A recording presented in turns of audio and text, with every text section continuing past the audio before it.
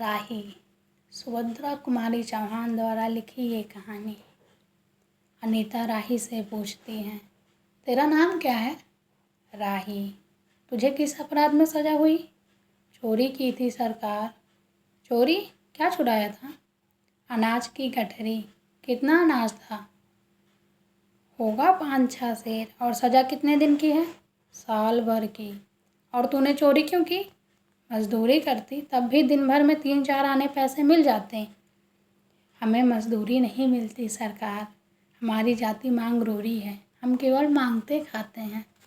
और भीख ना मिले तो फिर चोरी करते हैं। उस दिन घर में खाने को नहीं था, बच्चे भूख से तड़प रहे थे।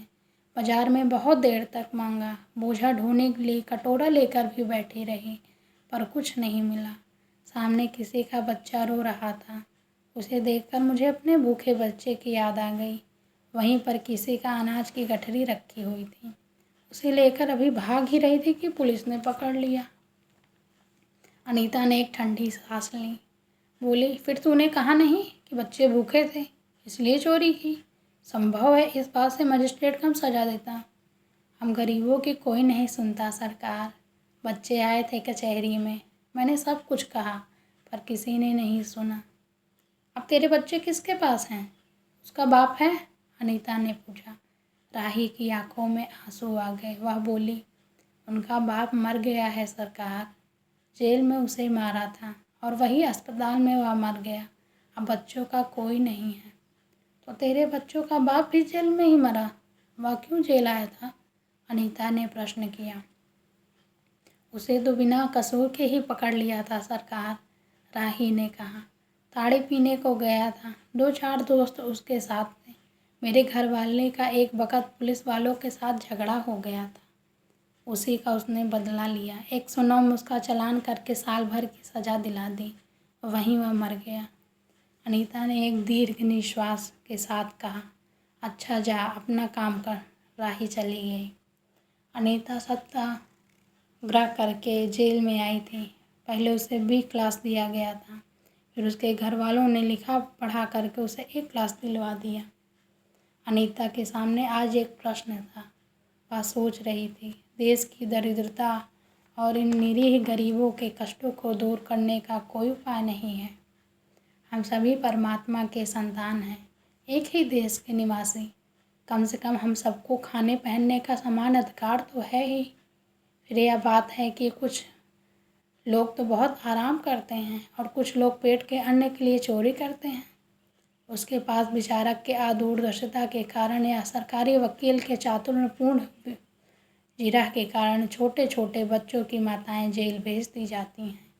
उनके बच्चे भूखों मरने के लिए छोड़ दिए जाते हैं। एक और दया कैदी है जो जेल आकर सचमुच जेल जीवन के कष्ट उठाती है, और दूसरी ओर हैं हम लोग जो अपने देशभक्ति और त्याग का ढिंढोरा पीटते हुए जेल आते हैं। हमें आमतौर से दूसरे कैदियों के मुकाबले में अच्छा बर्ताव मिलता है, फिर भी हमें संतोष नहीं होता। हम जेल आकर A और B क्लास के लिए झगड़ते हैं। जेल आकर ही हम कौन सा बड़ा त्याग कर देते हैं? जेल में हमें कौन सा कष्ट रहता है, सिवाय इसके कि हमारे माथे पर नेतृत्व की सील लग जाती है। हम बड़े अभिमान से कहते हैं, यह हमारी 4थी जेल यात्रा है, यह हमारी 5वीं जेल यात्रा है, और अपनी जेल यात्रा के किस्से बार बार सुना कर आत्मगौरव अनुभव करते हैं। तात्पर्य यह कि हम जितनी बार जेल जा चुके होते हैं, उतनी ही सीढ़ी हम देशभक्ति और त्याग से दूसरों से ऊपर उठ जाते हैं, और इसके बल पर जेल से छूटने के बाद कांग्रेस और राजकीय सत्ता मिलते ही हम मिनिस्टर, स्थानीय संस्थाओं के मेंबर और क्या क्या हो जाते हैं।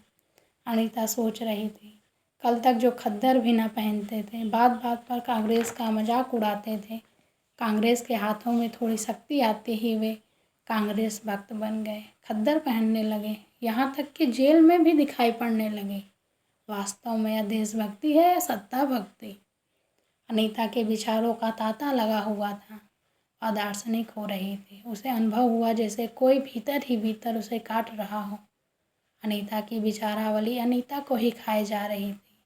उसे बार बार यह लग रहा था कि उसकी देशभक्ति सच्ची देशभक्ति नहीं, वरन मजाक है। उसे आत्मज्ञानी हुई और साथ ही साथ आत्मानुभूति भी। अनीता की आत्मा बोल उठी, वास्तव में सच्ची देशभक्ति तो इन गरीबों के कष्ट निवारण में है। ये कोई दूसरे नहीं, हमारी ही भारत माता की संतानें हैं। इन हजारों लाखों भूखे नंगे भाई बहनों को यदि हम कुछ भी सेवा कर सकें, थोड़ा भी कष्ट निवारण कर सके, तो सचमुच हमने अपने देश की कुछ सेवा की। हमारा वास्तविक देश तो देहातों में ही है।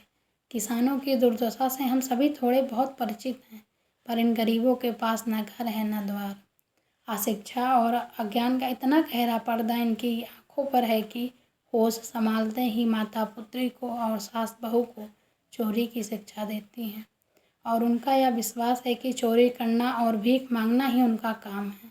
इससे अच्छा जीवन बिताने की वह कल्पना ही नहीं कर सकते। आज यहाँ डेरा डाल के रहे तो कल दूसरी जगह चोरी की, बचे तो बचे, नहीं तो फिर 1-2 साल के लिए जेल। क्या मानव जीवन का यही लक्ष्य है? लक्ष्य है भी अथवा नहीं? यदि नहीं है तो बेचारा आदर्श की उच्च सतह पर टिके हुए हमारे जननायकों और युग पुरुषों की हमें क्या आवश्यकता? इतिहास, धर्म, दर्शन, ज्ञान, विज्ञान का कोई अर्थ नहीं होता, पर जीवन का लक्ष्य है, अवश्य है। संसार की मृग मरीचिका में हम लक्ष्य को भूल जाते हैं। सतह के ऊपर तक पहुंच पाने वाली कुछ एक महान आत्माओं को छोड़कर सारा जन समुदाय संसार में अपने को खोया हुआ पाता है। कर्तव्य अकर्तव्य का उन्हें ध्यान नहीं, सत्य असत्य की समझ नहीं, अन्यथा मानवीयता से बढ़कर कौन सा मानव धर्म है? पतित मानवता को जीवन दान देने की अपेक्षा भी कोई महत्तर पुण्य है? राही जैसी भोली भाली किंतु गुमराह आत्माओं के कल्याण की साधना जीवन की साधना होनी चाहिए। सत्याग्रही की यह प्रथम प्रतिज्ञा क्यों न हो? देशभक्ति का यही मापदंड क्यों न बने? अनीता दिन भर इन्हीं विचारों में डूबी रही। शाम को भी वह इसी प्रकार कुछ सोचते सोचते सो गई। रात में उसने सपना देखा कि जेल से छूटकर वह इन्हीं मागरोरी लोगों के गांव पहुंच गई है। वहां उसने एक छोटा सा आश्रम खोल दिया है। उसी आश्रम में एक तरफ छोटे छोटे बच्चे पढ़ते हैं और स्त्रियां सूत काटती हैं, दूसरी तरफ मर्द कपड़ा बुनते हैं और रुई धुनकते हैं। शाम को रोज़ उन्हें धार्मिक पुस्तकें पढ़कर सुनाई जाती है और देश में कहाँ क्या हो रहा है या सरल भाषा में समझाया जाता है। वही भीख मांगने और चोरी करने वाले आदर्श ग्रामवासी हो चले हैं। रहने के लिए उन्होंने छोटे छोटे घर बना लिए हैं। राही के अनाथ बच्चों को अनीता अपने साथ रखने लगी है। अनीता यह स्वप्न देख रही थी। रात में वह देर से सोई थी। सुबह 7 बजे तक उसकी नींद न खुल पाई। अचानक स्त्री जेलर ने आकर उसे जगा दिया और बोली, आप घर जाने के लिए तैयार हो जाइए, आपके पिता बीमार हैं, आप बिना शर्त छोड़ी जा रही हैं। अनीता अपने सपनों को सच्चाई में परिवर्तित करने की एक मधुर कल्पना ले घर चली गई। अगर आपको ये कहानी पसंद आई हो तो लाइक, सब्सक्राइब और कमेंट कीजिए और मिलते हैं अगले मंडे को शाम 5 बजे एक नई कहानी के साथ। सुने दो लफ्ज़ों को भाई साक्षी मिश्रा।